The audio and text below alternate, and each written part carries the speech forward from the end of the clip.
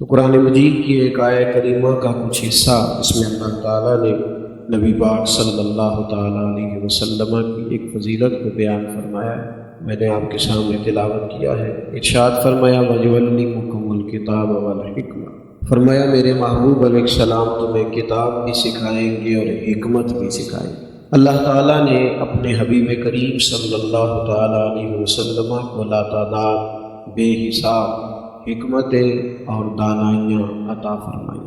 حضرت وہب ابن منبہ ارشاد فرماتے ہیں، اللہ کرے آپ کی زیادہ توجہ میری بات کی طرف رہے، ارشاد فرماتے ہیں کہ اللہ تعالیٰ نے عقل کے 1000 حصے کیے، ان میں سے ایک حصہ عقل کا اللہ تعالیٰ نے پوری دنیا کو عطا کیا، جس میں عالم ہے، فضلاء ہے، شعراء ہے، جس کے اندر محدثین ہیں، محققین ہیں، پھر تقاضوں کے مطابق ڈاکٹر ہیں، انجینئرز ہیں، سائنسدان ہیں۔ ایک حصہ عقل کا اللہ تعالیٰ نے عطا کیا، باقی 999 حصے عقل کے اللہ تعالیٰ نے اپنے محبوب کریم علیہ السلام کو عطا فرمایا۔ حکمتیں، دانائیاں محبوب کریم سید عالم علیہ السلام کی بارگاہ سے فیض پاتی۔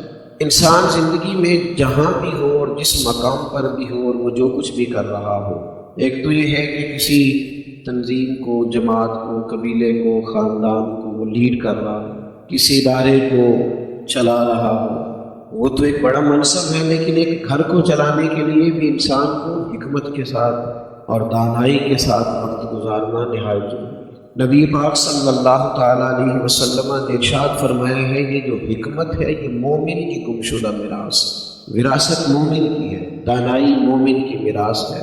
تمہیں جہاں سے دانائی ملے اسے ضرور لے لیا کرو، اور کسی بھی منصب پر ہم فائز ہو جائیں، کہیں بھی پہنچ جائیں، نادان آدمی کی سب سے بڑی علامت ہمارے علماء نے لکھی ہے کہ جس کو گمان ہونے لگ جائے نا کہ اب میں سمجھدار ہو گیا ہوں، اور اگر یہ گمان ہو کہ کئی لوگوں سے زیادہ سمجھدار ہو گیا ہوں، تو اس کا مطلب ہے کہ ابھی اس کی سیکھنے کی منزل، ابھی اس رستے کا مسافر ہے جس رستے پر سیکھا جاتا ہے۔ دانائی، تدبر۔ بہت سارے لوگ یہ کہتے ہیں کہ میں چونکہ سچ بولتا ہوں اور میں دو ٹوک ہوں لہٰذا میں کڑوا ہوں۔ یاد رکھیے گا دنیا کی سب سے بڑی سچائی یہ ہے کہ اللہ قادر مطلق ہے، وحدہ لا شریک ہے، لیکن اس سچ کو بولنے کے لیے بھی قرآن مجید نے کہا حکمت کی ضرورت ہے۔ یعنی جو سب سے بڑا سچ ہے کہ اللہ خالق ہے، مالک ہے، رازق ہے، اللہ کی طرف لوگوں کو بلایا جائے، اس کے بارے میں بھی فرمایا ادعو الی سبیل ربک بالحکمہ، جب تم لوگوں کو اللہ کی طرف دعوت دو تو حکمت کے ساتھ دعوت دو۔ کائنات کی سب سے بڑی سچائی اور سب سے بڑی حقیقت بھی تم بیان کرو تو اس میں دانائی ہونی چاہیے۔ بات وہی ہوتی ہے، عنوان بعض اوقات ایک ہی ہوتا ہے، لیکن کچھ لوگ زندگی میں حکمت کا دامن چھوڑ دیتے ہیں، جذباتی ہو جاتے ہیں، جذباتی لوگوں کے ساتھ بیٹھتے ہیں، صحیح فیصلے نہیں کر پاتے، بعض جگہ پر کمزور پڑ جاتے ہیں، اور بعض جگہ پر ایسا بھی ہوتا ہے کہ صحیح رستے پہ جاتے جاتے وہ کچھ ایسی باتوں پر جذباتی ہو جاتے ہیں جس کی وجہ سے ان کے درست فیصلے بھی غلط رستہ اختیار کر لیتے ہیں۔ عارف رومی رحمۃ اللہ علیہ فرماتے ہیں کہ بات جب بھی کرے اسے چند سیکنڈ کے لیے اس لیے سوچ لینے کا کہا گیا ہے کہ کسی بھی بات کا صحیح طریقہ بھی اختیار کیا جا سکتا۔ بات وہی ہوتی ہے، وہ فرماتے ہیں ایک بادشاہ کو خواب آیا تھا اور اس نے خواب میں دیکھا کہ میرے سارے دانت ٹوٹ گئے۔ ایک تعبیر کرنے والے کو، معبر کو اس نے بلایا اور کہا کہ میں نے خواب میں دیکھا ہے میرے سارے دانت ٹوٹ گئے ہیں۔ تو وہ تعبیر کرنے والا کہنے لگا ہے افسوس، مجھے بڑی تکلیف ہو رہی ہے یہ بتاتے ہوئے آپ کے سارے رشتہ دار، آپ کے عزیز، آپ کے بہن بھائی، بال بچے سب آپ کی زندگی میں انتقال کر جائیں گے، سارے چلے جائیں گے اور میں سب کے جنازے اٹھاؤں گا۔ بادشاہ تھا، بعض چیزوں میں سوچا سمجھا ہی نہیں اور اس نے اس کو سزا دی، تعبیر بتانے والے کو سزا دی، معاذ اللہ سخت سزا دی، یہاں تک کہ جان سے مار دیا، معاذ اللہ ثم معاذ اللہ۔ وہ بڑا پریشان ہو گیا کہ سب چلے جائیں گے۔ کچھ دنوں کے بعد کسی نے کہا کہ ایک اور آدمی بھی تعبیر بتاتا ہے، اس کو بلایا۔ بادشاہ سلامت نے اس سے کہا کہ میں نے خواب دیکھا ہے میرے سارے دانت ٹوٹ گئے۔ تو اس نے کہا کہ ہائے افسوس، اور اس نے کہا بادشاہ سلامت مبارک ہو، اس خواب کی تعبیر یہ ہے کہ اللہ تعالیٰ آپ کو آپ کے خاندان میں سے سب سے لمبی عمر عطا کرے۔ بادشاہ نے کہا بھائی اس کے لیے انعام منگوائیے گا۔ کیا خوبصورت آدمی ہے اور کیا خوبصورت بات کی ہے۔ عارف رومی فرماتے ہیں تعبیر دونوں نے ایک ہی بتائی ہے، لیکن بات اگرچہ بے سلیقہ ہو کلیم، پر بات کرنے کو سلیقہ چاہیے۔ کچھ لوگ ٹھیک بات کر رہے ہوتے ہیں پر ان کا بات کرنے کا سلیقہ ٹھیک نہیں ہوتا، اگرچہ وہ رائے درست دے رہے ہوتے ہیں لیکن وہ کسی دانائی اور تدبر کے بغیر بات کر رہے ہیں۔ آپ دیکھیے نا، چھوٹا بھائی اگر عالم ہے، فاضل ہے اور مالی طور پر مضبوط ہے اور بڑا ہے، لیکن اس سے بڑا بھائی اگر کمزور رہ گیا ہے تعلیم میں بھی اور کاروبار میں بھی اور دنیا کی دوڑ میں، تو دونوں اکٹھے بیٹھے ہوں، اگر کوئی پوچھے آپ میں سے بڑا کون ہے تو ظاہر ہے اس نے مرتبہ نہیں پوچھا، اس نے عمر پوچھی ہے، تو اب مرتبہ نہیں بتایا جائے گا کہ اس کی ڈگریاں مجھ سے زیادہ ہیں اور اس کو کامیابیاں مجھ سے زیادہ ملی ہیں، اس کا رتبہ نہیں بتایا جائے گا، عمر بتائی جائے گی۔ بلا مثال اور بلا تشبیہ سمجھانے کے لیے عرض کرتا ہوں، نبی کریم صلی اللہ تعالیٰ علیہ وسلم کے بارے میں بعض لوگ جملے استعمال کرتے ہیں تو وہ کہتے ہیں کہ میں نے بات ہی تو کی ہے۔ بھائی آپ کو پتہ نہیں ہے نا آپ نے کس کے بارے میں بات کی؟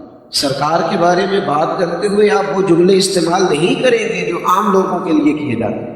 حضور سید عالم علیہ السلام کے چچا ہیں حضرت عباس رضی اللہ تعالیٰ، تو ایک شخص نے جناب عباس رضی اللہ تعالیٰ عنہ سے یہ سوال پوچھا کہ آپ بڑے ہیں یا نبی کریم علیہ السلام؟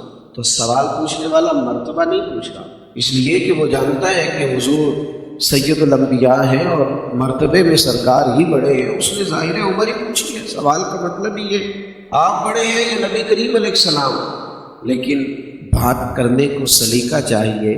اس نے عمر ہی پوچھی تھی اور عمر ہی کا وہ سوال کر رہا تھا، پر حضرت عباس نے جو جواب دیا وہ نکھرا بھی تھا، تازہ بھی تھا، باوضو بھی تھا، شان رسالت کا احترام بھی کرتا تھا، حضور علیہ السلام کی محبت اور غلامی میں ڈوبا ہوا بھی تھا۔ حضرت عباس چچا ہے، لیکن چچا ہو کے پوچھنے والا کہتا ہے آپ بڑے ہیں یا سرکار؟ تو اس شخص سے فرمانے لگے بڑے تو سرکار ہی ہیں، بس پیدا پہلے میں ہوا تھا، پیدا پہلے میں ہوا تھا۔ بات کو اگر سلیقے سے کیا جائے، دانائی سے کیا جائے، حکمت سے کیا جائے، بعض اوقات زندگی میں کچھ مواقع ایسے بھی آ جاتے ہیں کہ کچھ لوگوں کے ذہنوں پر سوال کھڑے ہو جاتے ہیں، وہ سوال پوچھنا چاہتے ہیں۔ ہمارے ہاں یہ ہوتا ہے کہ یہاں پہ ڈانٹ دیا جاتا ہے سوال کرنے والے کو، یا پھر یہ کہ اس سے مطمئن کرنے کی بجائے اس سے جان چھڑائی جاتی ہے۔ سوال پیدا ہونا برا نہیں ہوتا، اس کا جواب نہ ہونا یہ خطرناک ہوتا ہے۔ انسان کی اللہ تعالیٰ نے ایک آزمائش یہ کی ہے کہ الذی یوسوس فی صدور الناس، اس کے سینے میں وسوسے اٹھتے ہیں، شیطان اس کے دل کے ساتھ چمٹا ہوا ہے، یہ بہت بڑی آزمائش ہے۔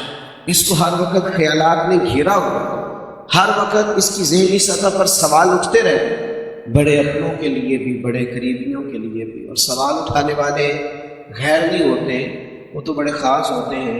ہمارے اصحاب قبلہ عالم رحمۃ اللہ علیہ فرمایا کرتے تھے دشمنوں کی باتیں کو زیادہ غور سے سننی چاہیے، اس لیے کہ وہ تو ہماری غلطیاں ڈھونڈ کے نکال کے لاتے ہیں، وہ تو ہمیں صحیح ہونے کا موقع فراہم کرتے ہیں، تو سوال پیدا ہو جاتے ہیں۔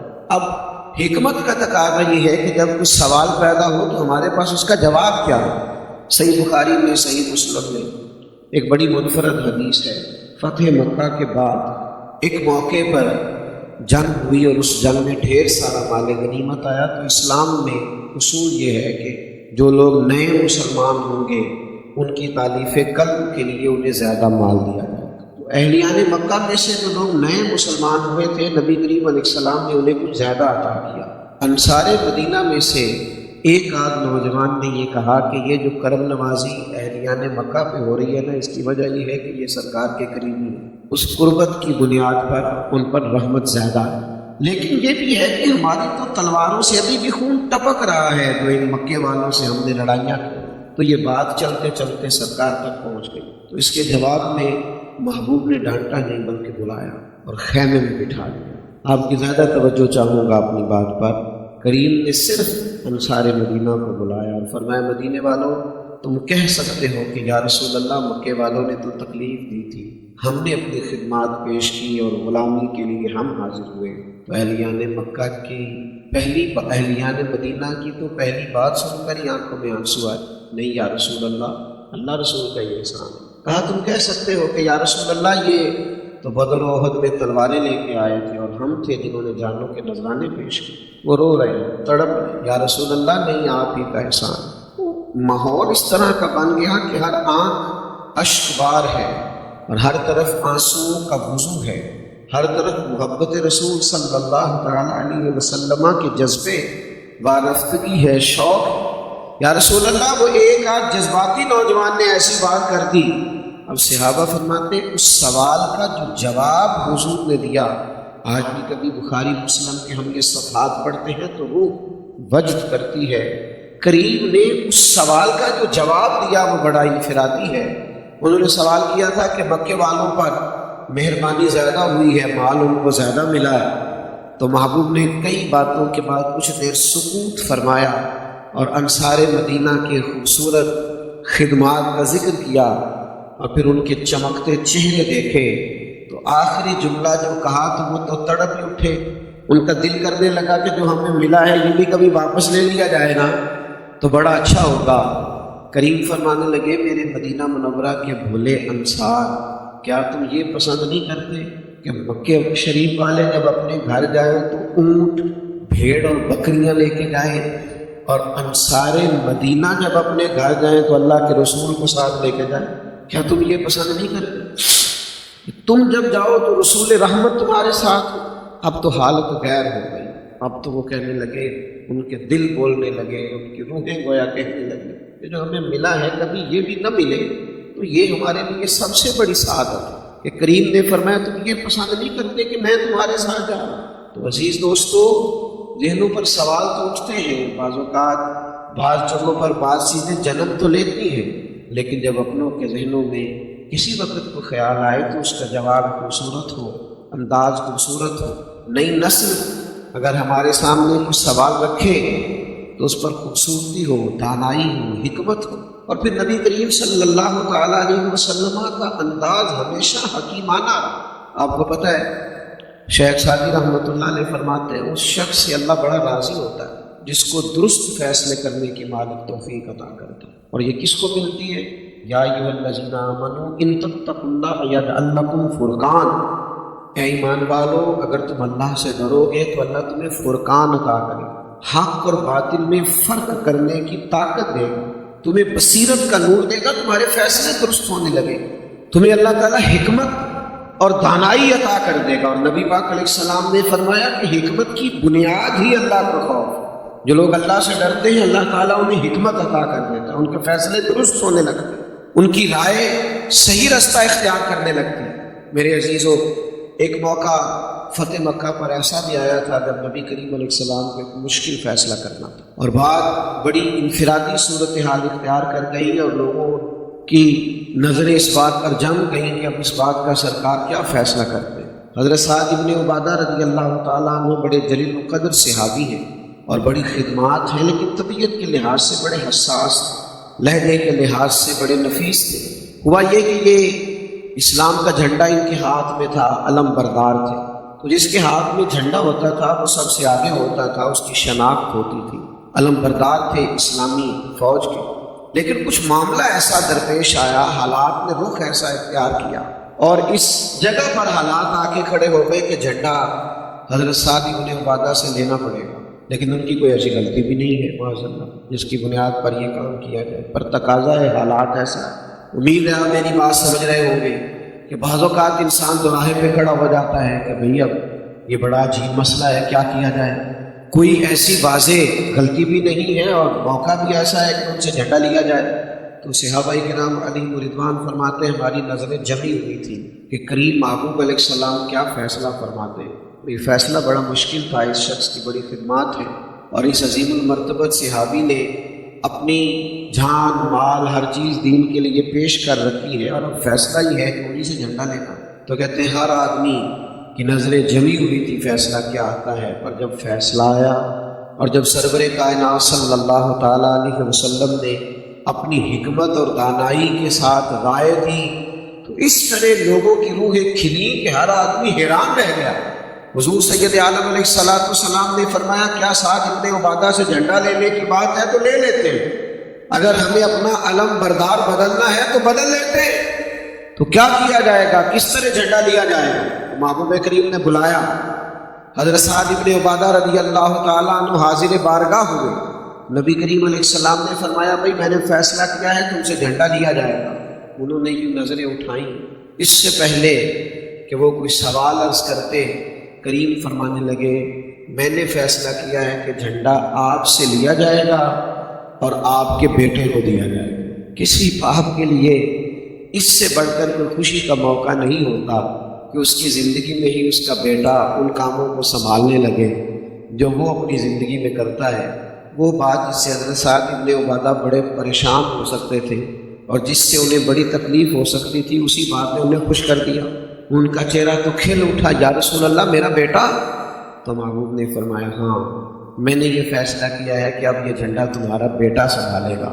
حضرت سعد ابن عبادہ رضی اللہ تعالیٰ عنہ خوش ہو گئے، ان کا چہرہ خوشی سے کھلکھلا ہوا۔ عزیز دوستو، زندگی میں تدبر، بردباری، ہل اور ٹھہراؤ اور تھوڑا چیزوں کو دیکھنا اور تھوڑا سامنے والے کے مقام پر بیٹھ کر سوچنا اور تھوڑا کچھ دیر کے لیے رکنا اور انسانوں کو موقع دینا اور لوگوں کو سنبھلنے کا ٹائم دینا، ہمارے ہاں جذباتی فیصلوں نے، جذباتی رائے نے، چھوٹی چھوٹی باتوں کے اختلاف رائے کی وجہ سے بڑی بڑی باتوں کے ہو جانے نے بہت ساری محبتوں کو دور کر دیا، بہت ساری چیزیں بھٹنے لگ گئی، بہت سارے قریبی لوگ دور ہٹنے لگ گئے۔ ہمیں کچھ ایسا کرنا چاہیے کہ دانائی کے ساتھ معاملات زندگی، یہ ہمارے بچے، ہمارا آنگن، ظاہر ہے والد کی یہ خوشی ہوتی ہے کہ میرا گھر میں جتنے بھی بچے ہیں وہ بڑی خوبصورتی کے ساتھ آگے بڑھے۔ یہاں بھی نبی کریم علیہ السلام نے دانائی کا کہا۔ انسان کا اپنے دل پر قابو نہیں ہوتا، کئی دفعہ کسی بچے سے زیادہ محبت ہو جاتی ہے، زیادہ پیار ہو جاتا ہے، وہ لائق ہے، وہ سمجھدار ہے، وہ پڑھائی میں تیز ہے، وہ فرما برداری میں آگے ہے، لیکن اللہ کے حبیب علیہ السلام نے اولاد میں عدل کرنے کا کہا۔ جب ایک صحابی نے اپنے لائق اور فرما بردار بیٹے کو گھوڑا خرید کے دیا اور عرض کی کہ یا رسول اللہ میں نے اسے گھوڑا خرید کے دیا ہے، تو محبوب نے فرمایا دوسرے والے کو بھی دیا ہے؟ نہیں یا رسول اللہ اسی کو دیا ہے۔ تو فرمایا پھر اللہ سے ڈریں اور اپنی اولاد میں انصاف کریں، پھر دوسرے کو بھی آپ کوئی ایسا کام نہ کریں جس سے تفریق پیدا ہو، جو دانائی کے خلاف ہو، حکمت کے خلاف ہو، معاملہ فہمی، ٹھہراؤ۔ یہ تو اسلام کا حسن ہے، یہ تو خوبصورتی ہے، لیکن میرے دوستو اس کی ہر دور میں ضرورت ہوتی ہے، ہر وقت ضرورت ہوتی ہے، ہر ٹائم پہ ضرورت ہوتی ہے۔ اور وہ چونکہ ہمارے ہاں بعض لوگ طے کر لیتے ہیں کہ سب سے زیادہ سمجھدار میں ہی ہوں، چونکہ چار پانچ لوگ جو ہوتے ہیں وہ ان کی بات میں بیچارے ان کا جی کرنا مجبوری ہوتا ہے، تو وہ 10-12 لوگوں نے جی کر دی، چاہے مربت میں کر دی، تو ان کو سچ مچ سمجھ میں آ جاتا ہے کہ میں شاید وہ سمجھدار آدمی ہوں، اور اس غلط فہمی کی وجہ سے کئی دفعہ وہ کئی غلط فیصلے کر بیٹھتے ہیں۔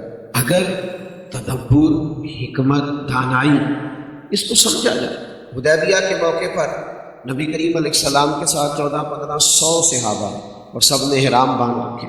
اب یہ کہ قریش نے روک لیا ہے اور فیصلہ یہ ہوا ہے کہ یہ احرام کھول دیے جائیں گے اور واپس جایا جائے گا۔ یہاں تو بھئی فلائٹ لیٹ ہو جاتی ہے تو لوگ تکلیف میں کا شکار ہو جاتے ہیں اور اعصاب شکن لوگوں کے جذبات ہوتے ہیں کہ اب احرام باندھا ہوا ہے اور اس کو کھولیں گے اور واپس جائیں گے، تو ہر آدمی سوال کھڑا کرے گا کہ آپ واپس لوٹ آئے اور آپ تو گئے تھے اور آپ مل کے گئے تھے، اور یہ تو بار بار ہر آدمی کو سوال کا جب مشکل کام ہے۔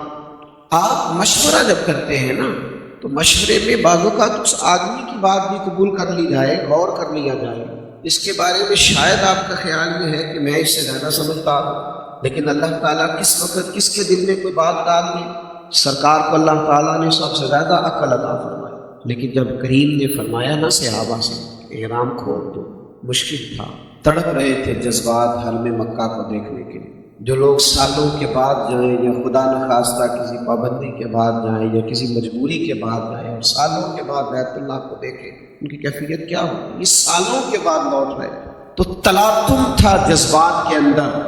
تو احرام کھولنا سرکار نے اشارتاً کہہ تو دیا احرام کھول دو، لیکن وہ اٹھ رہے تھے اور ان کا ماحول اور ان کی وہ تڑپ، تو محبوب اپنے خیمے میں گئے تو ام المومنین جناب صفیہ رضی اللہ تعالیٰ ام المومنین ایک تشریف فرما تھی، تو سرکار نے ان سے فرمایا میں نے ان سے کہا ہے احرام کھول دو، لیکن بعض لوگ بیچارے اس طلب اور تڑپ میں ہیں بیت اللہ شریف جانے کی۔ تو انہوں نے عرض کی یا رسول اللہ اگر اجازت ہے پھر چھوٹی سی بات عرض کروں؟ تو کریم نے فرمایا کہیے۔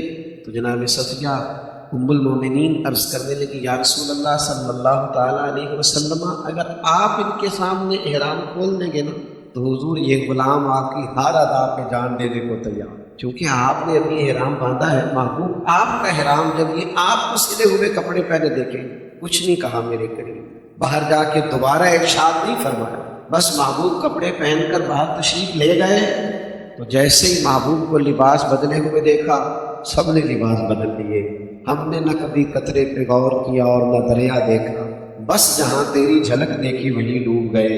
دوستو، دھانائی، حکمت، معاملہ فہمی، اس سے اپنی چیزوں کو لے کے دیکھیے، زندگی میں ہمیشہ کامیاب ہونا بھی کوئی کمال نہیں۔ کسی موقع پر جب انسان کو خدا نہ خواستہ کہیں ناکامی ہوتی ہے تو وہ بھی اسے سیکھنے کا موقع دیتی ہے۔ حضرت رومی رحمت، بس میں اپنی بات سمیٹنے لگا ہوں، توجہ فرمائیے گا۔ حضرت رومی فرماتے ہیں کہ جب آپ کو زندگی میں کہیں ناکامی ہوتی ہے تو اللہ آپ کو موقع دیتا ہے کہ آپ اپنی غلطیوں کو چنیں، آپ تلاش کریں کہ کہاں کہاں مجھ سے سستی ہوئی، غفلت ہوئی، دیر ہوئی، کہاں کہاں میں فعال نہیں تھا تو یہ حالات ہوئے۔ لیکن جذباتی نہ ہو، شدت طبیعت میں پیدا نہ ہو، بڑی جلدی ہاتھ پیر نہ پھولنے لگے، انزائٹی، ڈپریشن، ٹینشن اور لا یادی اور بے معنی باتیں، اور ابھی کچھ ہوا ہی نہیں لیکن لوگ ساری باتیں کہہ دیتے ہیں اور آخری حد تک سوچنے کو پہنچ جاتے ہیں ہم اللہ کے بندے ہیں، نبی کریم علیہ السلام کے غلام ہیں، اچھی امیدیں، اچھی خواہشات، خوبصورت جذبات اور لوگوں کے بارے میں اچھا گمان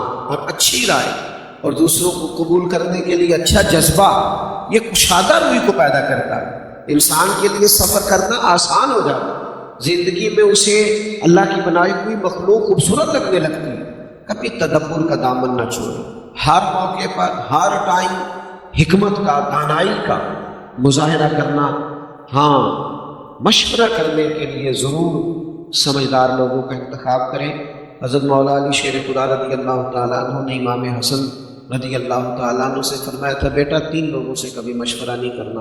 ایک تو بزدل آدمی سے کبھی مشورہ نہیں کرنا، اس لیے کہ جو خود بزدل ہوتا ہے وہ تمہیں کبھی بہادر نہیں کرے گا۔ اور دوسرا فرمایا، جو آدمی حریص ہو، لالچی ہو، اس کا دل آزاد نہیں ہوتا، وہ بیچارہ ہر وقت لالچ کے پھندے میں پھنسا ہوا ہوتا ہے، اس سے مشورہ نہیں کرنا۔ اور تیسرا فرمایا، بخیل سے مشورہ نہیں کرنا، اس لیے کہ جس کا دل بڑا نہیں ہوتا اس کا ذہن بھی بڑا نہیں ہوتا۔ ایسے لوگوں سے مشورہ نہ کرنا، باقی مشاورت کرنا تمہیں کوئی خیر والا آدمی اگر مل جائے۔ انسان جیسے جیسے بے مقصد وقت گزارتا ہے نا، اپنے آپ سے اکتانا شروع کر دیتا ہے۔ پھر بڑے بڑے لوگوں نے، فلسفی تھے، پڑھے لکھے تھے، دنیاوی ڈگریاں رکھتے تھے، انہوں نے ڈھونڈنا شروع کیا، ہم کون ہیں، کہاں سے آئے ہیں، کس لیے آئے ہیں، اپنے خالق کا پتہ، اپنے مالک کی پہچان۔ اس مقصد کے لیے لوگوں نے زندگیاں کھپا دی، لیکن جب لوگوں کو اس ہستی کا پتہ نہ چلے، نشانیاں تو سمجھ میں آئیں لیکن وہ رسائی نہ حاصل کر سکے کہ ہمارا خالق، ہمارا مالک، ہمارا رازق کون ہے، تو بڑی سخت مشکل میں آ جاتا ہے انسان۔ آپ دیکھیے یورپ کے اندر الحاد بڑھ گیا ہے، اور اپنی تسکین کے لیے بازار کو لوگ بڑی بڑی ڈگریاں رکھتے ہیں، دولت بھی کما لی ہے مالی طور پر، لیکن معاذ اللہ ثم معاذ اللہ ذہنی آسودگی حاصل کرنے کے لیے وہ نشے کی طرف راغب ہوتے ہیں۔ اطمینان نہیں ہے، سکون نہیں ہے، پتہ نہیں ہے ہم کیوں آئے ہیں، کس لیے آئے ہیں۔ اللہ تبارک و تعالی نے اپنا فضل کیا اور ہمیں اپنے محبوب عطا فرمایا، اور ارشاد فرمایا کہ یا ایھا الناس قد جاءکم برہان من ربکم، فرمایا ہے لوگو تمہارے پاس میرے جو محبوب آئے ہیں تو یہ اپنے رب کی دلیل بن کے آئے۔ نبی کریم صلی اللہ تعالیٰ علیہ وآلہ وسلم کی ذات وہ کامل، مکمل اور اکمل برہان ہے اللہ کی ذات کہ اب جو بھی معرفت الہی پانا چاہے گا، جو بھی اللہ تک پہنچنا چاہے گا، جو اپنے خالق کو، مالک کو، رازق کو پہچاننا چاہے گا، اس کے پاس صرف اور صرف ایک ہی ذریعہ ہے کہ وہ دروازہ مصطفیٰ تک جائے۔ نبی کریم علیہ السلام کی بارگاہ تک جب لوگ پہنچ جائیں گے تو سرکار کے ظاہری جلوے، حضور کا اخلاق عالیہ، نبی پاک علیہ السلام کی عظیم تعلیمات اسے اس بات کی طرف راغب کر دے گی، اس کی توجہ ہو جائے گی کہ نبی کریم صلی اللہ تعالیٰ علیہ وسلم اللہ تبارک و تعالیٰ کی کامل، اکمل اور مکمل برہان بن کر دنیا میں تشریف لائے۔ ماشاءاللہ قاضی صاحب قبلہ تشریف لے آئے، آپ کو بڑی شوقت ہے تشریف۔ میرے عزیزوں، آپ دیکھیے نا، امام راضی نے اس طرف بھی اشارہ کیا ہے کہ جب صحابہ کرام علیہم رضوان کی ایک پوری جماعت تڑپ کر حضور کی بارگاہ میں حاضر ہوئی اور انہوں نے عرض کیا کہ یا رسول اللہ صلی اللہ تعالیٰ علیہ وسلم ہمیں بتائیے ہمارا رب کہاں ہے؟ دیر ہو گئی تسبیح پڑھتے ہوئے، سجدہ کرتے ہوئے، اس کے نام پر سروں کو کٹاتے ہوئے، جی چاہتا ہے کبھی اے حقیقت منتظر نظر آ نہ لباس مجاز میں، لاکھوں سجدے تڑپ رہے ہیں میری جبین نیاز میں۔ اور اقبال کہنے لگے تیرے عشق کی انتہا چاہتا ہوں، میری سادگی دیکھ کیا چاہتا ہوں، میرا ذرا سا تو دل ہے مگر شوق اتنا، میں بھی وہی لن ترانی سنا چاہتا ہوں۔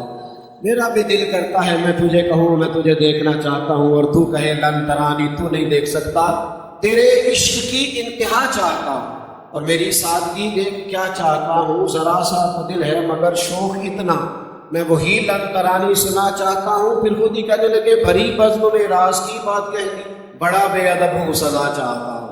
یا رسول اللہ صلی اللہ تعالیٰ علیہ وسلم مالک کو دیکھنے کو جی چاہتا ہے، اور یہ بھی میرے کریم محبوب نے ارشاد فرمایا تم میں سے جو رب کی ملاقات کا شوق رکھتا ہے نا، اللہ بھی اس کی ملاقات کو پسند فرماتا ہے، اور اگر تم اس کی ملاقات کا شوق نہیں رکھتے تو وہ بھی پھر ملاقات کو پسند نہیں فرماتا۔ تو صحابہ نے جب عرض کیا نا یا رسول اللہ جی چاہتا ہے اسے دیکھیں، اللہ تعالیٰ نے قرآن مجید نازل کیا، فرمایا محبوب اذا سالک عبادی انی فانی قریب، فرمایا جب میرے بندے آپ کے پاس آ گئے، یہ اشارہ امام راضی نے کیا، فرماتے جب آپ کے پاس آ گئے نا، اور جب آپ ہی کے پاس آ گئے، آپ کے پاس آ کے جب میرا پتہ پوچھیں تو ان کو فرما دیجئے میں ان کے قریب ہی ہوں، باخدا خدا کا یہی ہے در، نہیں اور کوئی مفر مگر، جو وہاں سے ہو یہیں آ کے ہو، جو یہاں نہیں تو وہاں نہیں۔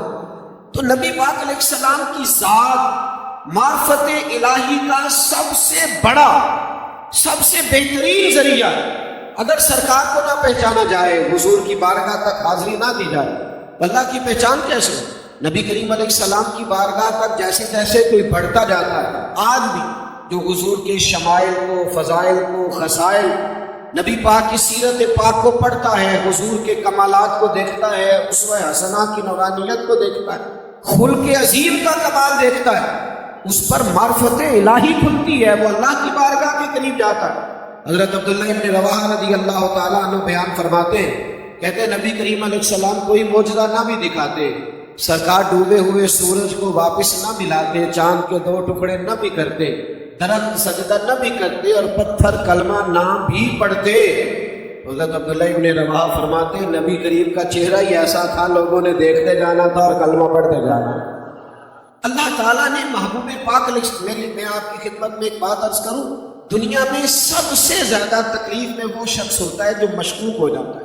آج کل کی زبان میں کہا جاتا ہے یہ بندہ ڈبل مائنڈیڈ ہے، قوت فیصلہ سے محروم ہے، اسے پتہ نہیں میں نے جانا ہے کہ نہیں جانا، کرنا ہے کہ نہیں کرنا، آگے بڑھنا ہے کہ نہیں بڑھنا۔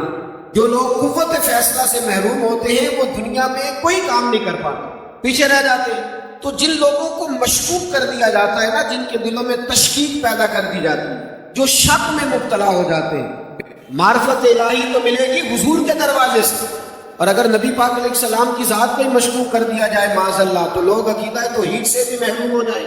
آپ دیکھیے بڑے سے بڑے کافر بھی جب کلام کرتے تھے تو حضور کے بارے میں شک نہیں کر پاتے، تو نبی پاک کی ذات کے بارے میں ان کی زبانوں پر کوئی کچا جملہ نہیں آ پاتا، وہ مجبور ہو جاتے۔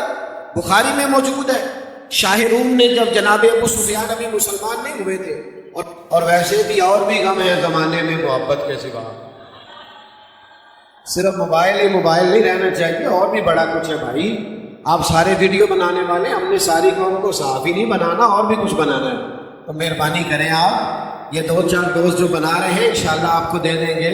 سید صاحب نے تو میرے ساتھ محبت اتنی فرمائی، مجھے اتنا اصرار کیا، کل میں ہاسپٹل میں تھا تو باقیوں سے میں نے کہا بیمار ہوں، شاہ صاحب سے نہیں کہا، اس لیے نہیں کہا، میں نے کہا جتنا اصرار ہے اور جتنے عرصے سے میں ان کو انکار کر رہا ہوں، ان کو یہ بات بتا کے تھوڑا سا بھی میں نہیں پریشان کرنا چاہتا، اور میں 10-15 منٹ پہلے آیا تاکہ وہ کسی پریشانی کا شکار نہ ہو۔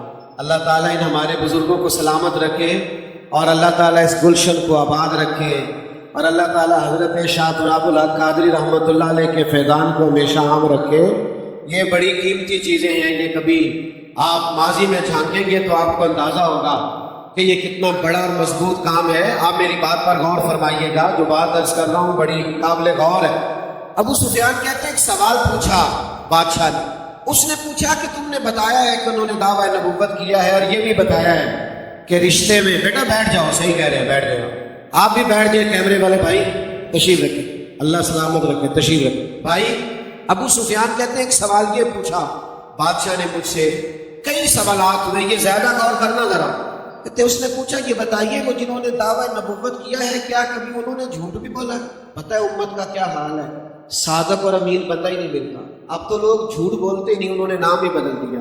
اب لوگوں نے جھوٹ کا نام بہانہ رکھ لیا، جس طرح غیبت کا نام بدل کے گپ شپ رکھ لیا ہے، گناہوں کے نام بدل لیا. کیا کبھی اس محبوب نے جھوٹ بھی بولا ہے؟ یہ دیکھو کتنی کامل اور اکمل دلیل بن کے نبی کریم آئے ہیں، بازار مخالف ہے. ابو سفیان کہتے ہیں میں کچھ منٹوں کے لیے چپ ہو گیا، پھر پوچھا بتاؤ. میں نے کہا گویا رشتے میں وہ میرے بھتیجے ہیں، میری مخالفت اپنی جگہ پہ، میں جنگوں میں مخالف ہو کر سامنے آتا ہوں، پر وہ میرے سامنے پیدا ہوئے. میں نے ماں کی گود میں بھی دیکھا، دادا کے کندھوں پر بھی دیکھا، جناب سیدہ خدیجہ کا دولہا بنے بھی دیکھا، ان کی گود میں بیٹیوں کو کھیلتے بھی دیکھا، اور میرے سامنے ان کے مقدس بال سفید ہوئے. ابو سفیان کہنے لگے مجھے قسم ہے مخالفت اپنی جگہ پر، اور اس محبوب کی زبان سے جب بھی نکلا حق اور سچ نکلا. اسیر دشمن کی چاہ میں بھی، وہ مخالفوں کی نگاہ میں بھی، امی ہے، صادق ہے، معتبر ہے، میرا پیغمبر عظیم تر ہے. دوستو کہتے گفتگو ختم ہوئی، میں نے بادشاہ سے کہا کوئی نتیجہ تو بیان کرے. تو یہ دیکھیں بادشاہ اس بات سے کہاں پہنچا ہے، اس بات سے وہ پہنچ کہاں گیا. وہ کہنے لگا سردار نتیجہ تو نکل آیا ہے، جس بندے نے کبھی بندوں سے جھوٹ نہیں بولا وہ بھلا یہ والا جھوٹ کیوں بولے گا کہ میں اللہ کا رسول بن کے آیا. اگر یہ سچ ہے کہ وہ ہمیشہ سچ بولتے ہیں تو پھر ان کی یہ بات بھی سچ ہے کہ میں اللہ کا رسول. میرے بھائیوں، حضور کی معرفت، نبی پاک کا پیار، نبی پاک سے وابستگی، آپ کو پتہ ہے بڑی محنت کی ہے ہمارے بزرگوں نے ہمیں نبی پاک کا دیوانہ بنانے کے، بڑی مشقت کی ہے. ہر دوسری بات عشق رسول کی، ہر تیسرا جملہ ادب رسول کا، انہوں نے بڑی محنت کی. لوگ کلام کرتے ہیں، کہتے ہیں جناب فلاں سنت پر بات نہیں کی گئی، اسوہ حسنہ کا فلاں پہلو اجاگر نہیں کیا گیا. اور میں نے کہا تمہیں پتہ نہیں ہے انہوں نے اس قوم کو نبی پاک کا عاشق بنا دیا ہے، اور جب کسی کو کسی سے عشق ہو جائے تو پھر اس کی ہر بات مانی جاتی ہے، پھر تو اشارے کنائے میں بھی غلامی ہوتی ہے. حضرت امام محمد بن حنبل غلام خرید کے لائے تو فرمایا تیرا نام کیا ہے؟ کہنے لگا حضور غلاموں کا نام نہیں ہوتا، آپ کسی نام سے بھی پکاریں گے تو میں سمجھوں گا مجھے ہی پکار رہے ہیں. فرماتے ہیں پہلی بات پر ہی مجھے وجد ہو گیا. تو میں نے کہا تو کھائے گا کیا؟ تو کہنے لگا غلاموں کے نخرے نہیں ہوتے، جو ملے گا کھا لوں گا. میں نے کہا یہ کمرے پسند کر لے جو اچھا لگے. تو کہنے لگا حضور غلام اور پسند نہ پسند. فرماتے میں نے اسے کہا اٹھ میرے سینے سے لگ، تو غلام بننے کے نہیں، تو آقا بننے کے قابل ہے، جا میں نے تجھے آزاد کیا. بھائی نبی پاک کے غلاموں کو اتنی معرفت ہو گئی تھی حضور کی بات کی. اب میں کوشش کر رہا ہوں آپ سے بات ہو سکے، لیکن دو چار دوست ہیں جو ترتیب سیدھی کرا رہے ہیں.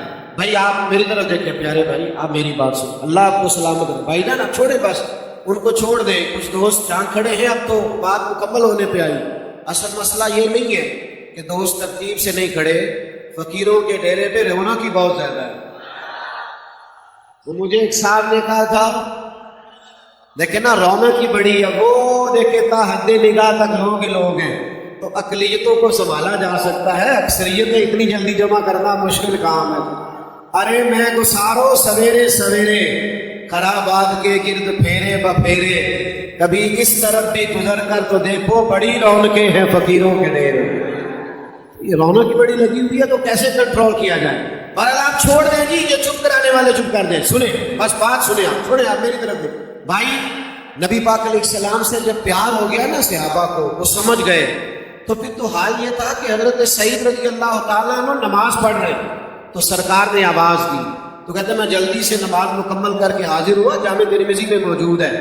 سرکار نے فرمایا بلایا تو آئے نہیں. عرض کی یا رسول اللہ نماز پڑھ رہا تھا. تو فرمایا تم نے اللہ کا فرمان نہیں پڑھا، جب رب رسول بلائے تو فوراً حاضر ہو جاؤ. نہیں، نماز چھوڑ کے آنا چاہیے. علماء نے مسئلہ لکھا ہے کہ اگر کسی کو نبی کریم بلائیں تو وہ نماز چھوڑ کے آ جائے، اور جہاں سے چھوڑی تھی وہیں سے جا کے دوبارہ شروع کر لے، سجدہ سہو کی بھی ضرورت نہیں. اس لیے کہ محبوب پاک کی بارگاہ تک پہنچنا ہی اللہ کی بارگاہ تک پہنچنا. حضور سے جب پیار ہو گیا، عشق ہو گیا، وارفتگی ہو گئی، پھر تو اشارے کنائے سے کیا ہوا.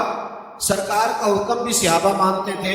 ابھی ہم آپ کو کہہ رہے ہیں نا ذرا بیٹھ جائیں، اور بار بار کوشش کر رہے ہیں کہ مجمع کنٹرول میں آئے، لیکن تعداد بہت زیادہ ہے.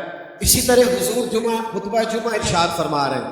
کبھی کبھی کہنا پڑ جاتا ہے نا، ہمارے مجمعوں کی تو مثال نہیں دی جا سکتی، بلا مثال و بلا تشریح، وہ تو سرکار کا مجمع پاکیزہ. تو سرکار نے نا ایک صحابی کھڑے ہو گئے تو ان سے فرمایا بیٹھ جائیے، بیٹھ جائیے. تو وہ اکیلے سے کہا بیٹھ جائیے. ایک مسجد کے دروازے تھے، وہ وہیں بیٹھ گئے. ایک قبیلہ بنو غنم میں تھے، وہ وہیں بیٹھ گئے. تکمیل نماز پر سرکار نے فرمایا آپ کہاں تھے، آپ کہاں تھے، آپ کہاں؟ یا رسول اللہ، وہ آپ کی آواز آئی تھی بیٹھ جاؤ تو بیٹھ گئے. فرمایا آپ سے تو کہا ہی نہیں، آپ سے تو کہا ہی نہیں، میں نے تو فلاں سے کہا تھا. یا رسول اللہ، آپ نے نام تو نہیں نہ لیا. ہم نے نہ کبھی قطرے پہ غور کیا اور نہ دریا دیکھا، بس جہاں تیری جھلک دیکھی وہیں ڈوب گئے. شیر پنجابی کا ہے، اور آپ کو سمجھ آ گیا تو ٹھیک ہے، نہ بھی آیا تب بھی ٹھیک ہے. ایک درویش نے کہا تھا سانو قید سجن دا گہنا ہے، وہ جینج رکھے ایسا اونج رہنا ہے. دوستو، نبی کریم کی غلامی اختیار کریں. لوگ ہمیں تشکیک میں ڈالنا چاہتے، مشکوک کرنا چاہتے. ذات رسالت کے بارے میں کبھی کسی کمزور بات کرنے والے کی بات کو نہ سننا، اپنی نظریاتی سرحدوں کی حفاظت کرنا، ایمان اور عقیدے پر پختہ رہنا. اور یاد رکھنا، اگر ہم عقائد پر پکے رہیں گے تو اعمال بھی آسان ہو جائیں گے. اگر عقائد کی پختگی نصیب نہیں ہوگی تو اعمال کی پختگی کیسے نصیب ہوگی؟ عقائد میں جب لوگ کمزور ہو جاتے ہیں تو اعمال میں بھی کمزور ہو جاتے ہیں.